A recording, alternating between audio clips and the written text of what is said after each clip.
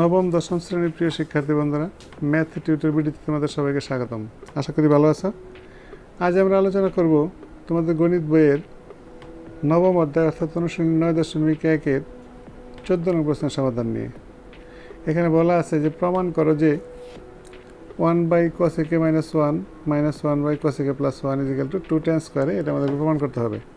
তো বন্ধুরা লক্ষ্য করো, আমরা কী করব, প্রথমে বাম পক্ষ লিখব। তাহলে আমরা এখানে লিখি যথারীতি যে সমাধান যেহেতু আমরা সমাধান করব, তাহলে আমরা লেফট হ্যান্ড সাইড লিখব। প্রথমে লেফট হ্যান্ড সাইডে আমার কী আছে, 1/cos a - 1 - 1/cos a + 1। তো শিক্ষার্থী বন্ধুরা লক্ষ্য করো, এখন আমরা কী করতে পারি, তাহলে আমরা এখানে প্রথমে কী করবো, এই হরগুলোর লসাগু নির্ণয় করবো যথারীতি আগেরটার মতোই। দেখো, যদি তোমরা আগের ভিডিওটি দেখে না থাকো তাহলে ডেসক্রিপশন বক্সে গিয়ে দেখে নিও, 13 নম্বর সমাধান করেছি। তাহলে এখানে আমরা কী করবো, এখানে আমরা প্রথমে লসাগু নির্ণয় করবো। লসাগু কী হবে আমাদের, cos a - 1 * cos a + 1। বন্ধুরা আমরা জানি ভগ্নাংশ যোগ বিয়োগ আমরা করতে হয়, তাহলে এই হর দ্বারা কী করবো, লসাগুকে ভাগ করবো। তাহলে এটা ক্যান্সেল, কী থাকে আমার, এটা cos a + 1। তাহলে আমরা লিখবো 1 দ্বারা গুণ করলে cos a + 1, পরে কি মাইনাস, তাহলে এটা ক্যান্সেল, তাহলে কী থাকে, তাহলে মাইনাস দ্বারা গুণ করলে cos a + 1, cos a -1 আমরা একবারে করলাম। বন্ধুরা লক্ষ্য করো, এখন কি করা যেতে পারে, এখন এখানে আমাদের কি এই cos a প্লাসের আর cos a মাইনাসের এখানে কাটা যায়। দেখো, তাহলে আমাদের নিচে কি থাকে, উপরে থাকে কি 2, 1 + 1 = 2, নিচে কি থাকে, এটা যদি a - b হয়, এটা a + b, তাহলে a - b × a + b সমান আমরা কি জানি যে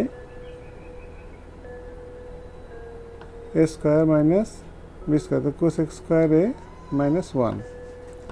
তাহলে cos x² a - 1 সমান আমরা কি লিখতে পারি, লক্ষ্য করো, তাহলে 2/cos x² a - 1 সমান আমরা কি জানি, বন্ধু লক্ষ্য করো, cos x² a - 1 = আমরা জানি tan square cot square a। তাহলে আমরা এখানে কি লিখবো আমরা এখানে cot স্কয়ার a।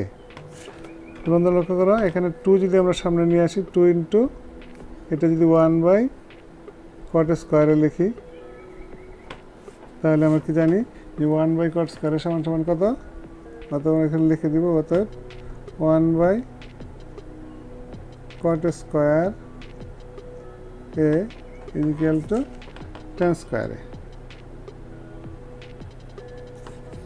তাহলে আমরা এখানে লিখতে পারি যে 2 × tan স্কয়ার a।